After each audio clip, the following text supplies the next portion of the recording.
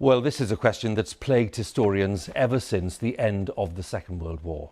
Who was it that betrayed the family of Anne Frank to the Nazis? Anne died in a concentration camp in 1945 at the age of 15 after 2 years in hiding in Amsterdam. Her diary, published after her death, is probably the most famous first-hand account of Jewish life during the war. Using new investigative techniques, detectives have revealed the identity of the man who's thought to have betrayed the Frank family. Anna Holligan reports now from Amsterdam. The final entry in Anne Frank's diary, Tuesday the 1st of August, 1944. I keep trying to find a way to become what I'd like to be and what I could be if only there were no other people in the world. Yours, Anne M. Frank. 3 days later, the Jewish teenager was arrested. This was the Frank family's hiding place during the Nazi occupation of the Netherlands. And this question of who betrayed the Frank family, who'd lived in this building undetected for more than 2 years until just months before the end of the war, has remained one of the great mysteries of Dutch history.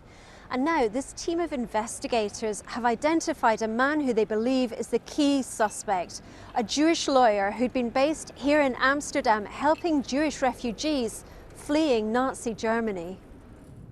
No DNA clues or video images existed, so the detectives relied on circumstantial evidence and a note.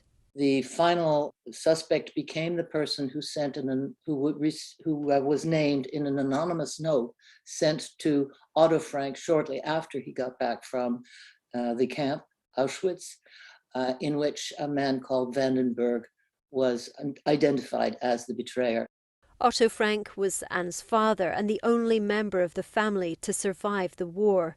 The suggestion that the betrayer appears to be someone from within the Jewish community is hard for many to bear. The historic context is critical here. As it turns out, it's a story of a man who was cornered, and in order to save himself, his wife, his children from the gas chambers. While there is still a degree of scepticism that we may never know the true identity of the betrayer, this tale serves as a warning, a lesson of what humanity may be capable of in its darkest time. Yet another way Anne Frank's legacy remains alive. Anna Holligan, BBC News, Amsterdam.